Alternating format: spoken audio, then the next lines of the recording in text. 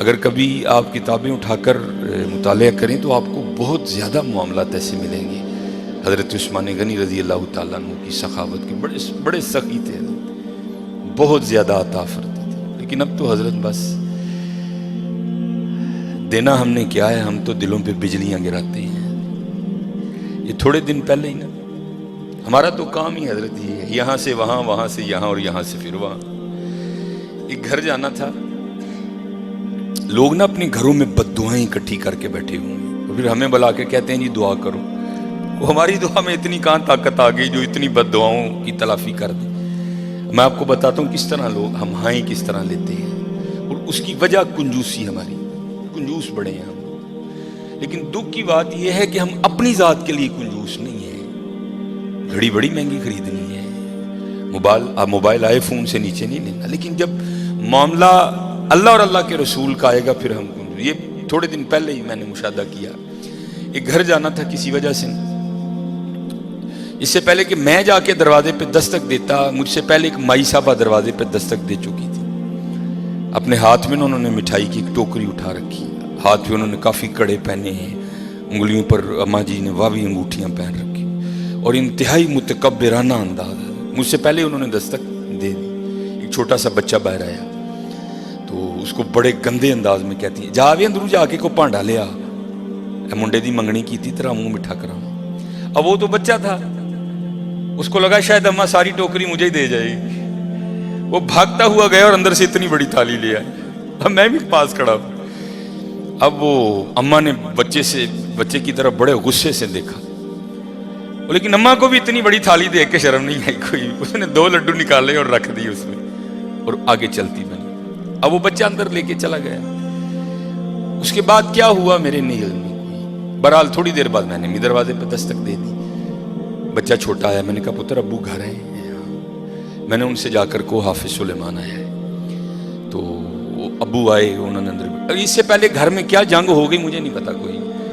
اور بھائی گھر میں 10 افراد ہیں، تم 2 لڈو دے کے جا رہے ہو، بیچارے 2 لڈوؤں کا کیا کریں. سوچتا نہیں کوئی بھی یار، تیرے منڈے دی منگنی ہوئی ہے، مٹھیائی بانٹنا کو فرض ہے، وہ بانٹنی ہے. پھر دیکھ تو صحیح گھر میں فرد کتنے. اب اس سے پہلے گھر میں کیا جنگ لگ گئی مجھے نہیں پتا کوئی. میں جب گھر میں جا کے ڈرائنگ روم میں جو ان بیچاروں کا ماڑا سا تھا میں ہٹ گیا، تو اتنی آواز میری کان میں کسی عورت کی آئی، مرن جوگی کی لڑائی دے گی نہ ہی دے کے جاندی. کو فائدہ ہوا اس کو؟ دھیان رکھا کرو یار. منڈے کی منگنی کی، آپ کے پوتے کی، آپ کے دوتے کی مٹھیائی بانٹنا فرض نہیں ہے. خدا کا واسطہ جب بنڈنی ہے تو تھوڑا دل تو نکالو یار. کم از کم دیکھ لو اس گھر میں کتنے افراد ہیں. یہ جو 2 لڈو میں اپنے بیٹے کی مٹھائی کی دیکھ کے جا رہی ہے، بیچارے کی کرن گے نا 2 لڈو اندر. اس سے پہلے اس اماں نے اس گھر سے کتنی بد دعائیں اکٹھی کر لی مجھے نہیں پتا کوئی.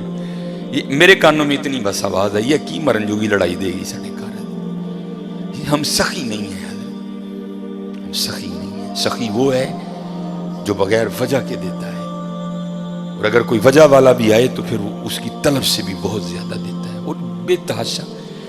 اب یہ ماشاءاللہ عاشورہ آنے والا ہے، جو ہماری حضرت امام حسین سے عقیدتیں ہیں وہ کسی سے ڈھکی چھپی نہیں ہیں. لیکن حضرت 10 محرم کو ہونا کیا ہے، وہ کیا کہتے ہیں، ٹھڈ رج گیا اکھاں نہیں رجیاں ہونی کوئی. ہر بندے نے 6 شاپر اٹھائے ہیں، ادھر سے لے گا آگے جا کے رکھ دے گا، پھر اگر سے نیا اٹھائے گا پھر اس کو بھی آگے جا کے. اس دفعہ کوشش کرنا حضرت کہ کچھ پکا کے نہ کچھ بنا کے اسے ماڑے کار دے. یہی ان کا طریقہ تھا، اسے ماڑے کار دے کے آئیے، اسے ماڑے کار. میں نے یہ روایت نہیں پڑھی، میں اس دن پڑھ رہا تھا تو کیونکہ جب امام حسین رضی اللہ تعالیٰ عنہ کو شہید کیا گیا نا، تو پھر آپ کے جسم مبارک سے لباس بھی اتار لیا گیا تھا. تو کیونکہ امام زین العابدین رضی اللہ تعالیٰ عنہ، اللہ کو ایک سلسلہ مقصود تھا، چلنا تھا سلسلہ آگے، آپ بچ گئے. اللہ ابن زیاد نے آپ کو بھی شہید کرنے کا حکم دیا. تو پاس ایک شخص کھڑا تھا تو وہ کہنے لگا ابن زیاد شرم کر، کیا بچے بھی قتل کیے جائیں گے؟ تو ابن زیاد نے حضرت زین العابدین رضی اللہ تعالیٰ عنہ چھوڑ دیا. تو جب حضرت امام علی مقام کو شہید کیا گیا نا، تو آپ کے جسم مبارک سے آپ کا لباس بھی اتار لیا گیا، گردن مبارک سے سر مبارک کو کاٹ دیا گیا. تو میں پڑھ رہا تھا رات کو مطالعے میں کہ جب امام حسین رضی اللہ تعالیٰ عنہ کا کرتا مبارک اترا نا، حالانکہ میں نے یہ امام زین العابدین کے لیے بھی پڑھی ہے، امام حسن رضی اللہ تعالیٰ عنہما کے لیے بھی پڑھی ہے، تو رات کو پڑھ کے میں پھر بڑا رویا یار، وہ سارا گھرانہ ہی ایسا سونا تھا وہ، تو نا یہ پیچھے نشان تھا۔ تو آپس میں وہ یزیدی سپاہی باتیں کرنے لگ گئے، بھائی یہ تو شہزادے ہیں، تو یہ ان کے پیچھے نشان کیا ہے؟ تو کہتے پھر روتے ہوئے امام زین العابدین رضی اللہ تعالیٰ عنہ نے جواب دیا، یہ نشان ان بوریوں کے ہیں جو میرے بابا رات کے اندھیرے میں اپنے کندھے پہ اٹھا کے یتیموں کے گھروں میں چھوڑنے جایا کرتے تھے۔ امام زین العابدین کے لیے بھی پڑھی، امام حسن کے لیے بڑا یار، سارا گھرانہ اتنا سخی تھا، اتنا لجپال گھرانہ تھا سارا، ہم سخی نہیں ہیں، بڑے کنجوس لوگ ہیں حضرت۔ اور یہ لڈوؤں والا معاملہ میرے ساتھ بھی ہوتا، لیکن اللہ کا شکر ہے میرے ساتھ 3 نہیں یا 2 نہیں ہوتے، اس کی وجہ ہے سامنے محلہ ہے، میں خطیب ہوں، ہر بندہ اس بات کا دھیان رکھتا ہے بھئی حافظ صاحب دے کار بھیجنے، تو ظاہر ہے چیز تھوڑی ایکسٹرا آتی ہے، لیکن حضرت دھیان رکھیا کرو، خوش کرو لوگوں کے دلوں کو یار، دلوں پہ بجلیاں نہ گرایا کرو، نہ بانٹو اپنے بیٹے کی مٹھائی، منگنے کی کوئی نہیں ہے، کچھ بھی نہیں ہوگا حضرت، لیکن یار یہ 2 لڈو نہ دو یار، 2 لڈو نہ دو۔ کسی کے لیے کوئی چیز کوئی اہمیت نہیں رکھتی، لیکن کوئی ہوتا ہے اس کے لیے وہ چیز بہت کچھ ہوتی ہے حضرت۔ میرے گھر مہمان آ گئے، بڑے امیر کبیر ریلیٹیو ہیں ہمارے، تو اس وقت میں اب آپ کو بتا دوں کسی کے لیے کوئی چیز کچھ نہیں ہوتی، بڑے ماشاءاللہ میرے گھر میں اس وقت بظاہر کچھ نہیں تھا، لینے جانا تھا، تو میری عادت ہے کہ کیونکہ نبی علیہ السلام کی حدیث پاک کا مفہوم ہے وہ گھر جس میں مہمان گیا اور خالی لوٹ آیا وہ اس طرح ہے جس طرح وہ قبرستان گیا، اس لیے میری عادت ہے اگر نہیں کچھ گھر میں تو چلو ٹھیک ہے، لیکن اگر کچھ ہو تو میں کوشش کرتا ہوں کہ چلو کچھ کھا ہی لے۔ تو گھر میں نا مٹھائی پڑی تھی، اب بتا دو کسی کے لیے کوئی چیز کچھ بھی نہیں ہوتی حضرت، تو میں نے وہ رکھ دی، تو وہ بچوں کی اماں بڑا بھائی آفسا بہنا نے نہیں کھانی، یہ تو چاکلیٹ وغیرہ کھاتے ہیں، کسی کے لیے کوئی چیز کچھ نہیں ہوتی حضرت، لیکن کسی کے لیے کوئی چیز بہت کچھ ہوتی ہے، بہت کچھ ہوتی ہے، اس لیے دعا کرو اللہ ہمیں سخی کر دے، اللہ ہمیں سخی کر دے، اللہ کو کنجوس لوگ نہیں پسند کوئی۔ یہ لکھا ہے کہ کوئی بزرگ تھے تو انہوں نے شیطان سے پوچھا، او بھائی تینوں سب تو زیادہ پسند کون ہے، وہ تجھے سب سے زیادہ ناپسند کون ہے؟ تو شیطان ان بزرگوں کو جواب کیا دیتا ہے، وہ کہتا ہے مجھے سب سے زیادہ کنجوس عبادت گزار پسند ہے، نمازیں پڑھ رہا ہے، حج کر رہا ہے، عمرے کر رہا ہے، اس کی پیشانی پہ وہ سجود کے داغ بھی پڑ چکے ہیں، لیکن جانا اس نے اپنی کنجوسی کی وجہ سے دوزخ میں ہے۔ اس نے پوچھا سب سے زیادہ پسند، اس نے کہا یہ کنجوس ہے، اس نے کہا سب سے زیادہ ناپسند کون ہے، اس نے کہا سخی، غلطیاں بھی ہیں کوتاہیاں بھی ہیں، لیکن جانا اس نے اپنی سخاوت کی وجہ سے جنت ہی میں ہے، سخی بن جاؤ۔ اور جب اقبال نے بھی لکھا نا حضرت عثمان غنی رضی اللہ، تو امت کے حال کو دیکھ کے اقبال بھی رویا ہوگا، تو پھر اقبال دیکھ کے لکھتا کیا ہے، اقبال لکھتے ہیں نہ حیدری فقر ہے، مولا علی فقیری، حضرت عثمان غنی امیری، تو کیا اقبال کہتے ہیں نہ حیدری فقر ہے نہ دولت عثمانی ہے، سخی ہو۔ اب میں آپ کو بتاتا ہوں سخاوت کیا تھی حضرت عثمان غنی رضی اللہ تعالیٰ عنہ، داماد رسول علیہ الصلوۃ والسلام۔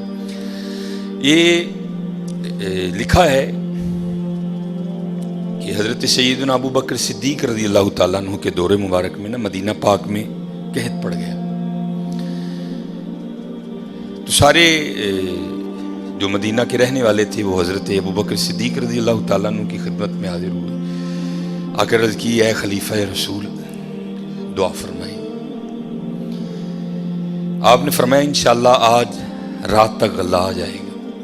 لکھا ہے کہ حضرت عثمان غنی رضی اللہ تعالیٰ عنہ کے 70 اونٹ مال سے بھرے ہوئے بکنے کے لیے شام گئے تھے حضرت، اور آج کے دور کے لحاظ سے آپ اس کو کنٹینر بھی کہہ سکتے، اونٹ پہ حضرت کو تھوڑا سامان نہیں لگتا، بڑا سامان آ جاتا ہے اونٹ پہ، چھوٹا کنٹینر، 70 کنٹینر آپ کے بکنے کے لیے شام گئے ہوئے تھے۔ رضی اللہ تعالیٰ عنہ کو بھی پتا تھا کہ امت کی کیا حالت ہے، آپ نے وہ 70 اونٹ شام سے مدینہ پاک واپس بلوا لیے۔